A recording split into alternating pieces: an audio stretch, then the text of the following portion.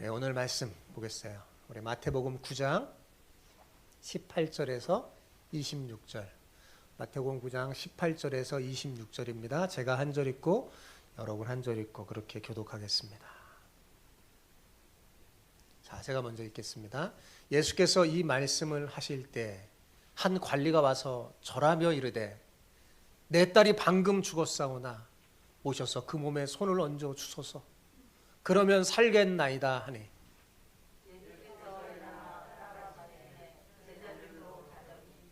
열두 해 동안이나 혈류증으로 앓는 여자가 예수의 뒤로 와서 그 겉옷가를 만지니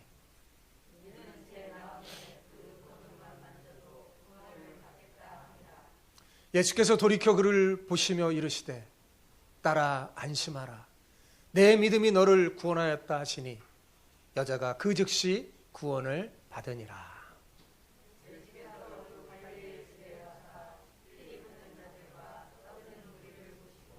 이르시되 물러가라 이 소녀가 죽은 것이 아니라 잔다 하시니 그들이 비웃더라.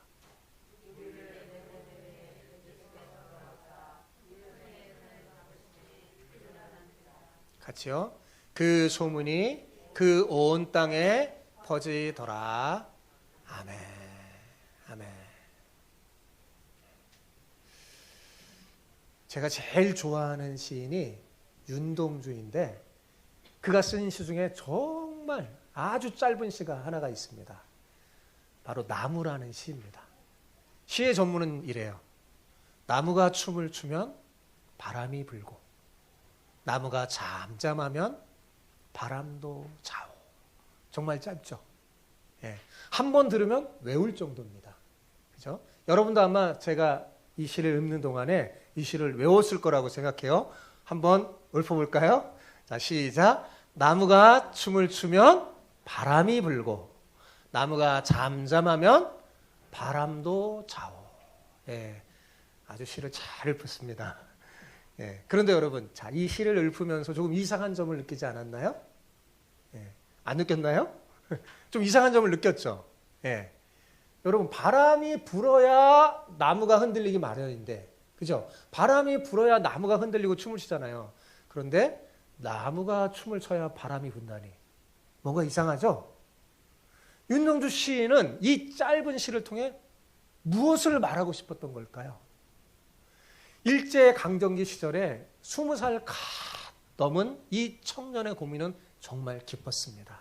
그는 아마 자신을 포함해서 행동하지 않는 이 지식인의 위선을 지적하고 싶었던 것 같습니다. 내성적이고 수줍었던 그는 기독 청년이었어요. 그가 성경에서 만난 예수님은 행동하는 사랑을 실천하는 분이셨는데 자기는 그분을 닮지 못해서 늘 부끄러워했어요. 그래서 그런지 그 윤동주의 시를 보면 부끄러움이라는 단어가 자주 등장합니다. 예. 하늘을 우러러 한 점 부끄러움이 없기를. 그 유명한 서시에도 등장하죠. 부끄러움이라는 시가 그 부끄러움이라는 단어가 그 시에 굉장히 자주 등장해요. 그는 십자가라는 자신의 시를 통해서 괴로웠던 사나이, 행복한 예수 그리스도에게처럼 십자가가 허락된다면 모가지를 들이우고 꽃처럼 피어나는 피를 어두워가는 하늘 밑에 조용히 흘리겠습니다 라고 고백하면서 행동하는 믿음을 갖고자 소망했어요. 그런데 이 윤동주 시인은 이렇게 소망만 한 게 아니라 행동으로 보여줬습니다. 자신이 가장 잘할 수 있는 게 뭘까요? 이 사람은 글을 쓰는 거거든요. 시를 쓰는 거예요. 자신이 가장 잘하는 그 시를 통해 일제에 저항하며 행동하는 지식인으로서 하나님을 믿는 사람이 어떤 것인지 하나님을 믿는 사람의 참된 모습을 보여줬어요. 당시 조선어로 시를 쓰는 것이 금지가 되었던 그 암울한 시대에 윤동주는요 담대하게 조선어로 시를 썼어요. 그 결과 그는 그 이후로 조선어로 시를 썼다는 그 이후로 투옥됐고 차가운 감옥에서 온갖 고문을 받다가 죽습니다. 그는 자신이 쓴 십자가라는 시처럼 사는 거죠. 행복한 예수 그리스도에게처럼 십자가가 허락된다면 모가지를 들이우고 흙처럼 피어나는 피를 어두워가는 하늘 밑에 조용히 흘리겠다고 시를 썼는데 정말 그렇게 살았어요. 여러분, 이사야 선지자에 의하면 우리는 여호와께서 심으신 의의 나무입니다. 무슨 나무라고요? 의의 나무예요. 우리는 하나님께서 심으신 의의 나무예요. 하나님은 우리가 행동하는 믿음으로 춤을 추면 성령의 바람을 보내주십니다. 이를 통해서 우리를 위로하고 슬픔을 대신하여 찬송의 옷으로 바꿔 입혀주심으로써 천국을 맛보게 해주시죠. 오늘 본문에 나오는 이 한 관리와 혈루증을 앓던 여인이 바로 그랬습니다. 그들은 예수님 말씀처럼 행동하는 믿음으로 천국을 침노해서 자신의 것으로 만들었어요. 자, 마태복음 11장 12절 한번 읽어볼까요? 시작. 세례 요한의 때부터 지금까지 천국은 침노당하나니 침노하는 자는 빼앗느니라. 이게 무슨 말이냐? 천국은 행동하는 믿음으로 정말 춤을 추는 자에게 하나님께서 보내주신다는 거예요. 그 천국을 경험하게 된다는 말이에요. 오늘 본문에 나오는 두 주인공이 바로 그랬습니다. 오늘 옆 사람에게 이렇게 축복하면서 인사합시다. 행동하는 믿음으로 천국을 침노하여, 무슨 믿음으로요? 행동하는 믿음으로 천국을 침노하여 참된 기쁨과 행복을 맛보길 축복합니다. 참된 기쁨과 행복을 맛보길 축복합니다. 이렇게 하는 거예요. 시작. 행동하는 믿음으로 천국을 침노하여 참된 기쁨과 행복을 맛보길 축복합니다. 아멘. 너무 길었나요? 천국을 경험하라는 거죠. 예. 자, 오늘 본문을 자세히 보잖아요. 그러면 두 가지 이야기가 섞여 있다는 것을 알 수 있습니다. 처음엔 한 관원의 이야기가 시작돼요. 한 관원의 이야기가 나오다가 중간에 혈루증을 앓던 여자의 이야기가 나오고 다시 한 관원의 이야기로 전개됩니다. 이처럼 하나의 이야기의 중간에 다른 이야기가 들어가 있는 구조를 샌드위치 구조라고 해요. 자, 여러분, 샌드위치 그 중간에 샌드위치는 어때요? 그 내용물이 어떠냐에 따라서 맛이 결정되죠? 그 내용물 때문에 샌드위치가 맛있어지잖아요. 그렇게 맛있는 빵이 되듯이 이 샌드위치 구조는 전하려고 하는 그 메시지를 강조하고 주제를 두드러지게 하여서 읽는 이로 하여금 맛있게 글을 읽게 해주는 거예요. 마가와 누가와 비교하면 이 두 쌍의 이야기를 하나로 묶은 이 이야기를 마태는 굉장히 짧게 간결하게 쓰고 있습니다. 마태는 이 이야기를 9절에, 오늘 우리 9절 읽었거든요. 9절에 다 담았는데 누가는 17절이에요. 그리고 마가는 무려 23절에 달합니다. 그래서 마가복음을 읽으면 이 본문의 사건을 굉장히 자세하게 알 수 있어요. 상세하게 나와요. 그러면 마태는 왜 이 이야기를 이렇게 짧게 구성했느냐? 거기에는 그 마태만의 이유가 있습니다. 마태는 예수님께 초점을 맞춰서 예수님이 누구신지 보다 분명하게 전하려고 하는 거예요. 마태는 이 이야기를 통해서 예수님이 인간의 죽음의 문제까지도 해결하시는 전능한 하나님이심을 드러내고 있는 겁니다. 자, 18절을 볼까요? 같이 읽어봅시다. 시작.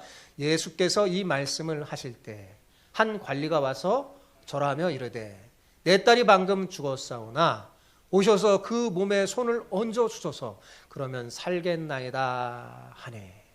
자, 예수께서 이 말씀을 하실 때 그랬죠. 이 말씀이 어떤 말씀일까요? 지난주에 하셨던 말씀. 지난주에 어떤 얘기예요? 예수님께 금식에 관해서 질문을 했죠. 누가 질문했어요? 세례 요한의 제자들이 질문했잖아요. 거기에 답하면서 예수님께서 새 옷과 새 포도주의 이야기를 하면서 하나님 나라의 복음을 딱 설명하고 있었을 때 한 관리가 찾아와서 자신의 딸을 살려달라고 간청합니다. 마가와 누가복음을 보면 이 관리가 당시에 회당장이었던 야이로라는 사람임을 알 수 있습니다. 마태는 굉장히 짧게 이것을 기록하고 야이로의 이름도 언급하지 않고 누구에게 초점을 맞췄다고요? 예수 그리스도에게 초점을 맞추려고 이렇게 짧게 기록하는 거예요. 마가는 이야기를 아주 상세하게 기록하고 있습니다. 마가는 이 딸이 죽게 되었다고 기록하는데 마태는 처음부터 어떻게 기록했어요? 죽은 것으로 기억해요. 그죠? 죽은 것으로 기록돼요. 왜 이렇게 일부러 마태가 이렇게 기록한 거예요? 일부러. 그럼 왜 마태가 이렇게 기록했느냐? 예수님이 야이로의 딸이 살아있을 때 고친 게 아니라 언제 고치셨어요? 죽은 후에 고쳤다는 것을 알기 때문에 이렇게 기록한 듯합니다. 이를 통해 예수님은 죽음도 이기시는 전능하신 하나님임을 효과적으로 드러낼 수 있으니까요. 그러니까 사실은 원래는 이제 예수님께 찾아왔을 때 딸이 죽은 게 아니라 막 죽어가는 거죠. 죽어갔을 때 찾아와요. 그런데 나중에 이제 돌아가면서 갈 때 딸이 죽는데 마태는 처음부터 내 딸이 지금 죽었어. 이렇게 일부러 기록하는 거예요.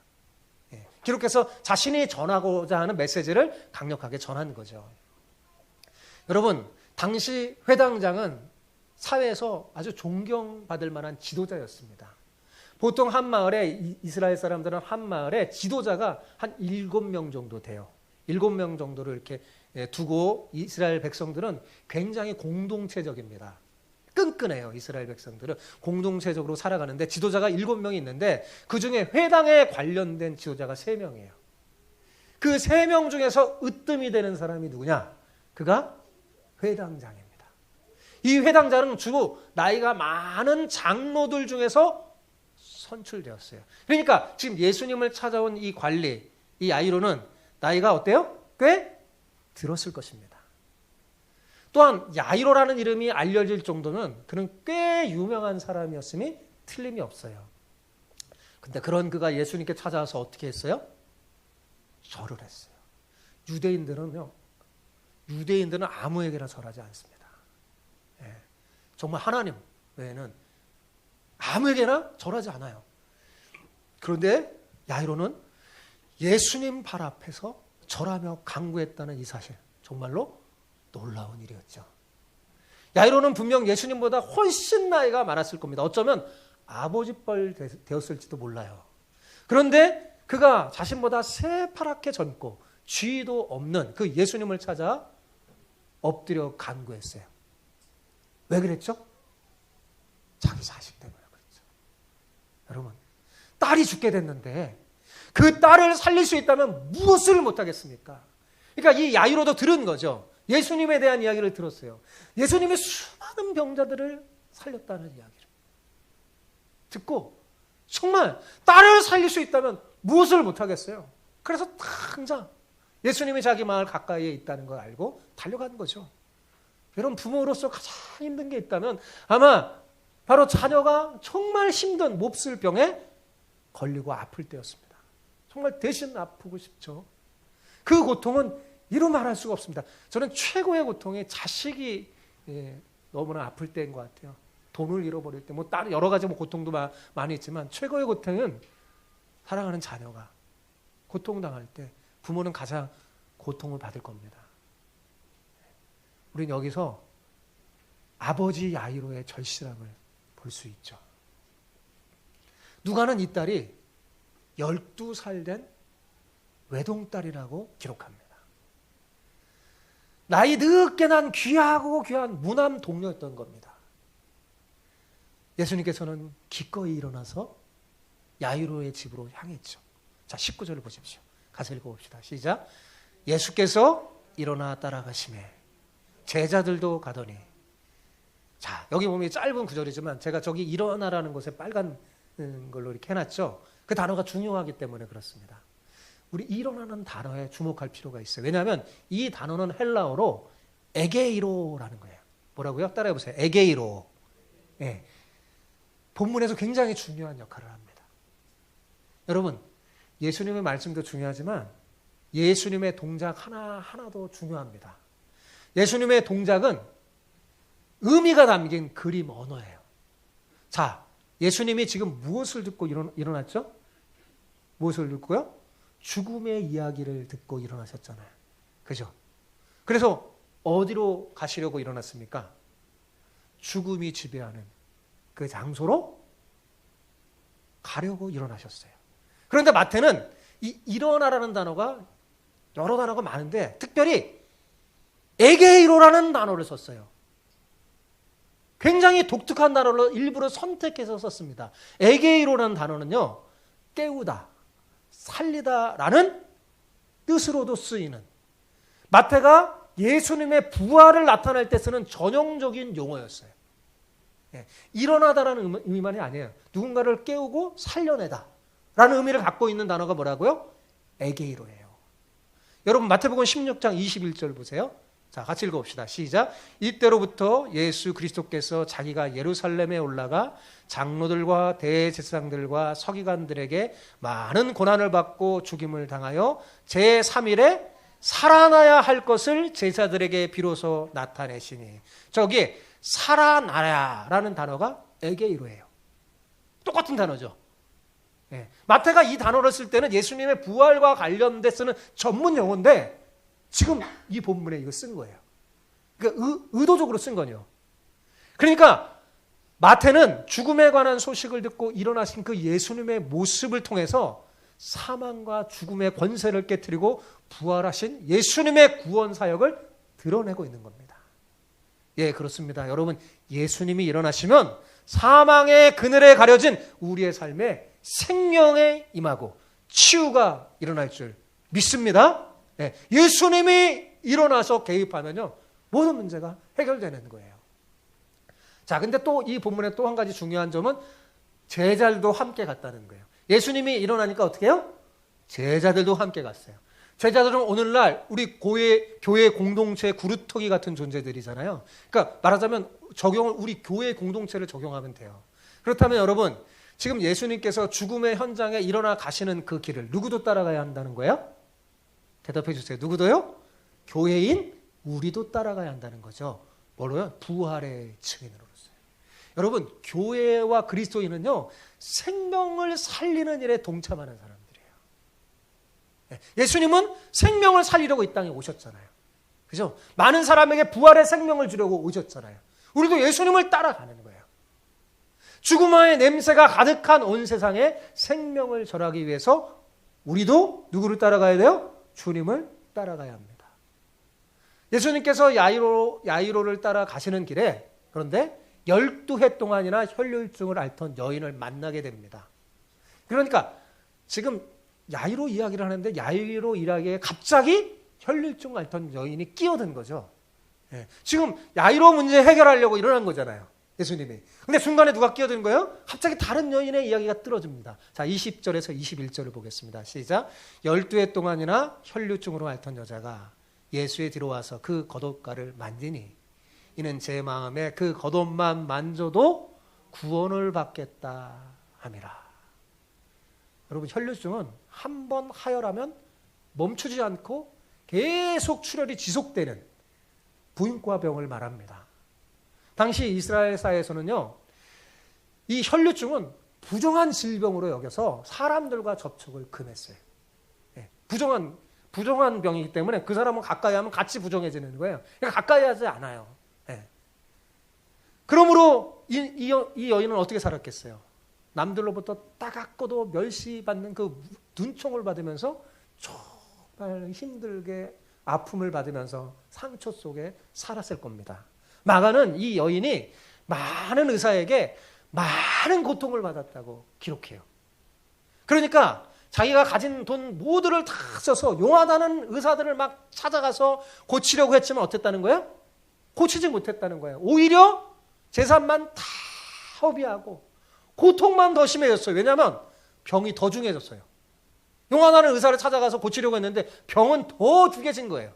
그러니까 그야말로 절망 그 자체였죠. 그러던 차에 예수님이 지나가신다는 소식을 듣게 된 겁니다. 그녀는 소문을 통해 예수님이 각종 병자를 고치신다는 것을 알고 있었어요. 그런데 이 예수님이 자기 마을에 지나간다고 하니까 소망이 생긴 거예요. 그녀는 비록 소문으로만 들었지만 왠지 예수님의 옷자락만 만져도 자기의 병이 나을 거라는 믿음이 생겼어요. 이렇게 믿음이 생기자 여러분, 이 여인은 지체하지 않습니다. 행동하는 거예요. 용기 있게 행동합니다. 이 여인의 행동은 사실은 우리가 짧게 읽어서 그렇지만 굉장히 어려운 거예요. 너무나 힘든 거예요. 용기가 필요해요. 네. 그러나 이 여인은 담대하게 행동함으로써 자신의 믿음이 진실한 것임을 나타냈어요. 여러분, 부정한 몸으로, 부정한 병이 걸린 부정한 여인이 부정한 몸으로 예수님께 다가간다는 것은요, 쉬운 일이 아니에요. 굉장히 어려운 일입니다. 예수님을 둘러싼 사람들이 얼마나 많았겠어요. 둘러싼 무리를 해치고 예수님께 다가간다는 것은 위험한 일이에요. 목숨을 거는 일이었어요. 누군가가 이 여자 부정한 여자다, 혈류병에 걸린 여자야, 이렇게 소리치면 자칫 몰매 맞아 죽을 수도 있는 상황이었습니다. 그런데도 이 여인은 어때요? 군중 속을 헤집고 들어가서 결국 성공했어요. 예수님의 옷자락을 만졌어요. 그러자 그 즉시 그녀는 자신의 혈류증이 나았음을 느꼈습니다. 본인이 나았다는 걸 느꼈어요. 12년 동안 수많은 의사가 고치지 못했던 그 병이 한순간에 다 치료되는 거예요. 그런데 바로 그때 예수님께서 가던 걸음을 멈추시고 돌이켜 그녀를 보시면서 이렇게 말씀하는 겁니다. 같이 읽어볼까요? 딸아, 안심하라. 내 믿음이 너를 구원하였다. 그 순간 그녀는 육신의 병뿐만 아니라 마음의 병까지도 치유돼서 영혼을 구원받는 놀라운 일을 얻게 됐어요. 그동안 얼마나 서러웠을까요? 인감 대접받지 못한 그 삶이 얼마나 아프고 컸을까요? 그녀는 행동하는 믿음으로 천국을 경험한 복된 여인이었어요. 자, 그런데 여러분, 이 본문에 왜 예수님은 이 여인에게 딸아라고 말씀하신 걸까요? 이 여인이 예수님보다 나이가 훨씬 더 많아 보이는데, 제가 저보다 훨씬 연배 많은 그런 어르신을 보고 딸아 그러면, 어떤 할머니를 보고 제가 딸아 그러면 어떻게 얼마나 놀라겠어요. 그죠? 어울리지 않는 거예요. 딸아 그래요. 왜 그랬을까요? 일부러 그러신 거예요. 여기에 두 가지 이유가 있습니다. 첫째는 이 여인이 하나님의 딸임을 사람들에게 나타내시기 위함이었습니다. 누구의 딸임을? 하나님의 딸임을. 당시 유대 사람들이 입는 옷에는요, 옷자락에 긴 술이 4개 달려 있었어요. 그리고 이 술에 쉐마의 말씀이 새겨져 있었습니다. 이것은 하나님께서 모세에게 명하신 율례로 모세 때부터 이어오는 거룩한 전통이었어요. 그러니까 신앙이 있고 경건한 유대 집안은 항상 뭐예요? 긴 옷에 긴 이게 술이 달려 있어요. 술이. 거기에 쉐마의 말씀을, 그 이마에도 이렇게 쉐마의 말씀을 달고 있어요. 그걸 테플린이라고 하거든요. 그걸 달고 있었어요. 이를 통해서 이스라엘 사람들은 자신의 영적 정체성을 유지하면서 나는 하나님의 백성이다 라는 걸 유지하면서 하나님을 경외하는 마음을 마음속에 새긴 거예요. 나는 하나님을 경외하는 사람이다. 그래서 타인의 옷수를 잡는 행위는요, 상대에 대한 큰 모욕이고 도전이었습니다. 그 사람의 영적 권위를 무시하는 행동이었으니까. 그러니까 이스라엘 당시에는 이 술을 다른 사람의 내 술에 손대는 거는 전혀 안 되는 거예요. 굉장히 무례한 짓이에요. 오직 자식들만이 잡을 수 있도록 허용됐어요. 누구만이요? 대답을 안 해요. 자녀만이. 다른 사람 만지면 안 돼요. 자녀만이. 자, 그런데 예수님이 뭐예요? 예수님이 옷자락을 술을 만진 거예요, 이 여인이요. 근데 그 여인에게 뭐라고 했어요?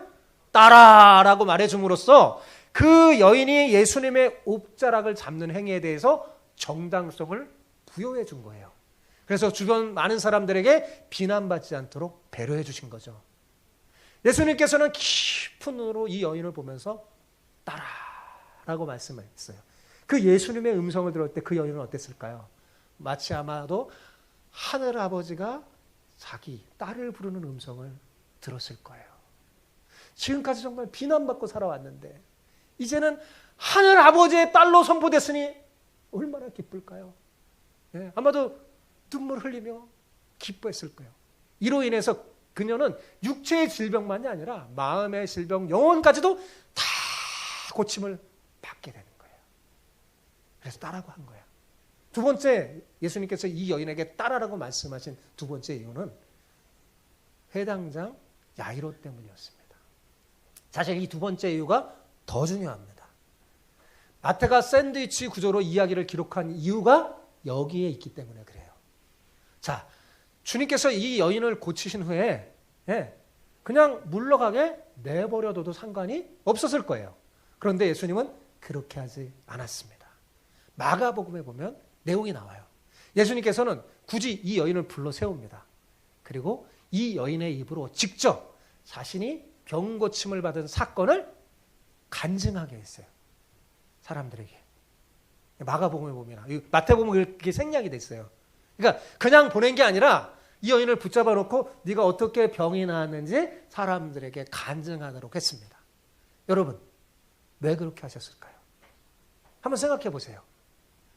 이 여인의 간증을 가장 가슴 떨리게 들은 사람이 누굴까요?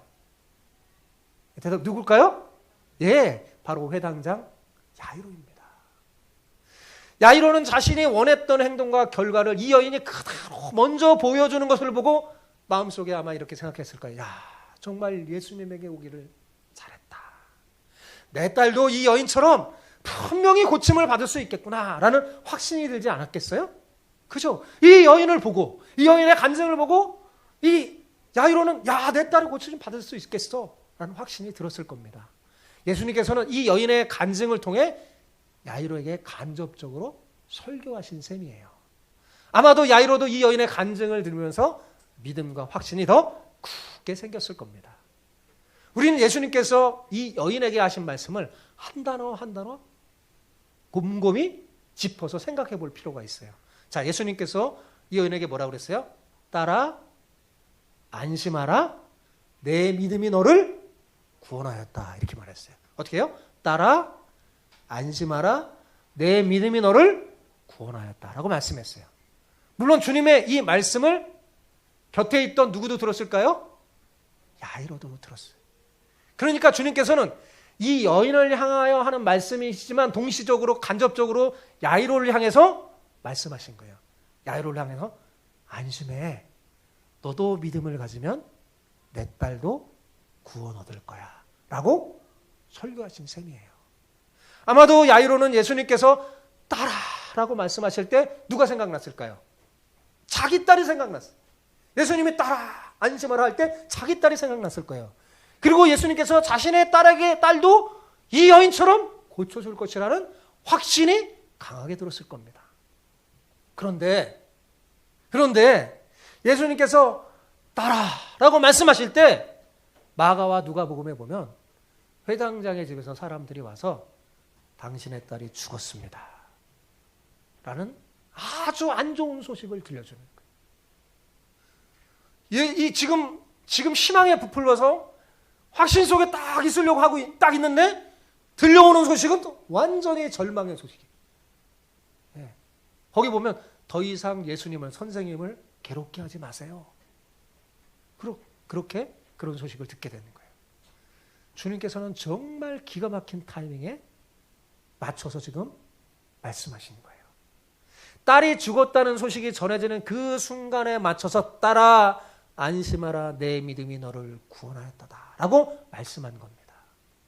야이로의 절망을 미리 보시고 이렇게 말씀하신 거죠. 여러분, 딸이 죽었다는 이 소식을 들은 야이로의 반응이 어땠을까요? 아마도 야이로는 그 자리에 펄썩 주저앉아서 대성통곡을 했을 겁니다. 야이로는 자신의 딸이 고침을 받을 수 있다는 희망에 부풀어서 예수님과 함께 집을 향하고 있었는데 예수님이 도착하기도 전에 딸이 죽었으니 얼마나 낙심이 되겠습니까? 네? 생각해 보세요.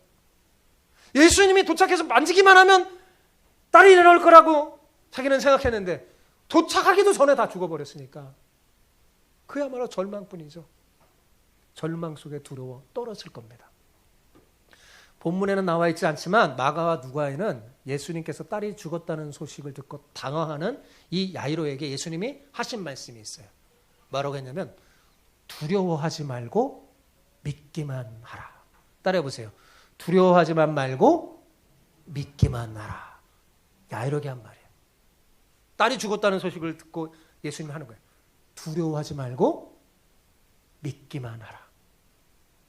그렇게 마가와 누가가 증언하고 있습니다. 예수님은 왜 이렇게 말씀하신 걸까요? 그분은 인생의 생사화복을 주관하시는 전능한 하나님이시기 때문입니다. 앞에서도 바람과 파도도 예수님의 말씀에 순종하며 귀신도 두려워 떠는 전능하신 하나님이시잖아요. 예수님은 능히 죽은 자도 살려내실 수 있는 전능하신 하나님이십니다. 그러므로 예수님은 야이로에게 말하는 거예요.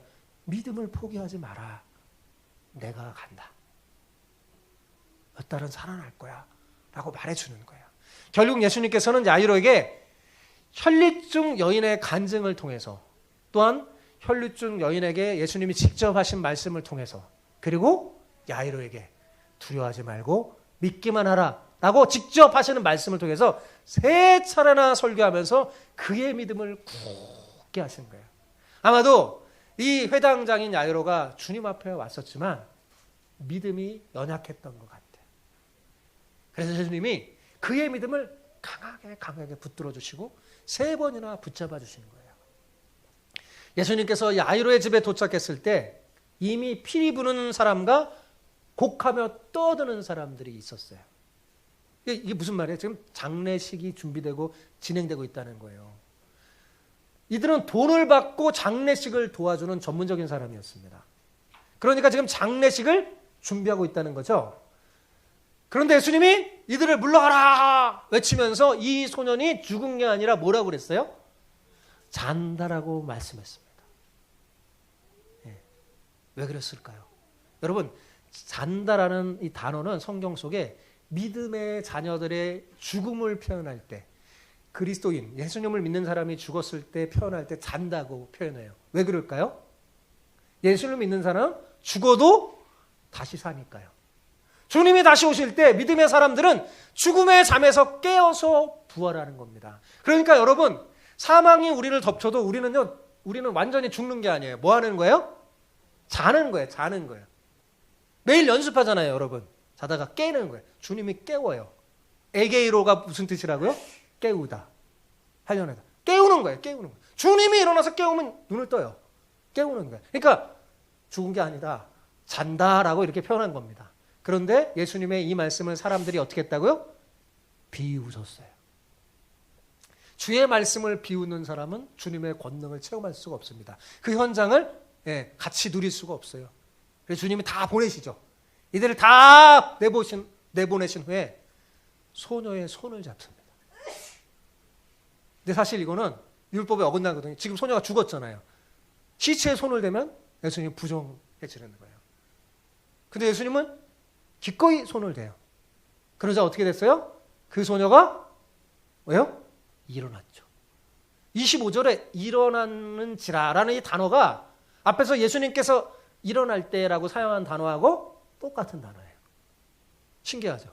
네, 똑같은 단어. 그러니까 아까 제가 에게이로 그 단어가 굉장히 마태복음의 중요한 단어라고 했잖아요. 네. 마지막 날에 예수님은 우리를 향해서도 뭐라고 말할까요? 일어나라 라고 명령하실 겁니다. 그때 우리는 죽음에서 깨어나요? 부활할 거예요. 원래 부정한 것을 만지면 우리도 부정해집니다. 왜요? 부정이 전염되기 때문에. 여러분, 왜 지금 이 전염, 이 팬데믹 시대에 사람들이 마스크 쓰고 이렇게 서로 안 만지려고 그래요? 왜 그래요?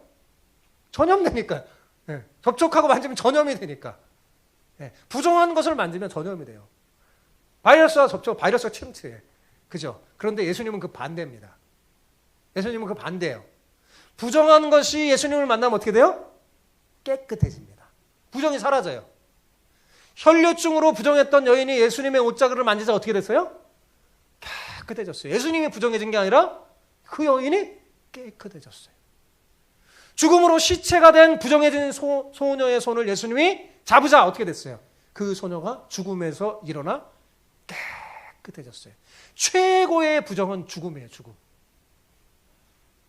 그것이 다시 살아나서 깨끗해졌어요. 왜냐하면 예수님은 죽음까지도 정복하신 전능하신 하나님이시기 때문입니다. 여러분, 이 야이로의 딸과 혈류증을 앓던 여인만이 아니죠. 우리 역시 주님을 만나면 모든 부정에서 벗어나 깨끗해집니다. 죽은 죽은 소년을 살리신 이 예수님의 소문은 꼬리에 꼬리를 물고 온 땅에 퍼져 나갔어요. 자, 그리고 이 이야기가 끝이 나죠. 오늘 말씀을 통해 한번 정리해 봅시다. 여러분, 기적은요, 문제 속에 있는 게 아니라 오직 행동하는 믿음에 있습니다. 어디에 있다고요? 행동하는 믿음. 성경에 예수님의 기적을, 사건들을 읽어보세요. 문제 속에 기적이 일어나는 게 아니라 뭐야? 바로 믿음에, 행동하는 믿음 속에 기적이 일어난다는 사실을 알 수 있습니다. 잠언 기자는 장차 오실 예수님을 지혜로 은유하며 이렇게 말했어요. 같이 읽어볼까요? 나를 사랑하는 자들이 나의 사랑을 받으며 나를 간절히 찾는 자가 나를 만날 것이니라. 또한 역대 기자는 이렇게 말했어요. 같이 읽어봅시다. 여호와의 눈은 온 땅을 두루 감찰하사 전심으로 자기를 향하는 자를 위하여 능력을 베푸시나니. 그렇습니다, 여러분. 행동하는 믿음의 사람이 주를 만나 주의 사랑을 입으며 주의 능력을 체험하는 것입니다. 어떤 사람이요? 행동하는 믿음의 사람이에요. 회당장 야이로와 혈루증을 앓던 여인에겐 공통점이 있었어요. 그것은 적극적으로 주님을 찾아와서 행동하는 믿음을 보여준 거죠. 그런데 예수님은 얼마나 친절한지 더 믿음이 강력한 혈루증을 앓던 여인의 이야기를 야이로의 이야기에 집어넣으면서 야이로의 믿음을 더 굳세게 세워준 거예요. 여러분, 그래서 이 회당장 야이로와 혈루병을 앓던 이 여인은 잠언 기자와 역대하 기자의 말씀 그대로 그들은 주님의 사랑을 받고 주님의 능력을 체험하여서 천국을 경험하게 됐잖아요. 그렇죠? 그렇게 됐잖아요. 여러분, 우리도 마찬가지입니다. 앞이 캄캄한 절망 속에서도 적극적인 행동으로 그 행동의 믿음으로 비치신 주님을 찾으면, 간절히 주님을 찾으면 주님이 만나주시고 일어나 주셔서 여러분의 삶에 개입해 주실 거예요. 그래서 주의 사랑과 능력을 베풀어서 우리의 무너진 삶을 세워주실 것입니다. 사랑하는 성도 여러분, 어쩌면 우리 모두는 이 야이로 같은 상황인지도 모릅니다. 예수님을 만난 야이로 이야기에 혈루증을 앓던 여인의 이야기가 들어있듯이 예수님을 만난 우리의 이야기에 수많은 믿음의 사람들의 이야기가 우리의 삶 속에 어떻게 해요? 들어있으니까요. 어떨 때는 우리가 믿음에 약할 때 우리의 삶 속에 끼어든 수많은 믿음의 이야기를 통해서 우리는 도전을 받고 믿음의 확신을 얻고 다시금 행동하는 믿음을 보여줄 수 있어요. 이것을 통해 우리 주님은 믿음이 적은 우리의 마음에 확신을 심어주시면서 절망에 빠진 우리에게 이렇게 말하는 거예요. 두려워하지 말고 믿기만 하라. 어떻게 해요? 두려워하지 말고 믿기만 하라 말씀하십니다. 나무가 춤을 추면 뭐예요? 바람이 불고 나무가 잠잠하면 바람도 잡니다. 잊지 마세요. 여러분은 주님이 심으신 의의 나무입니다.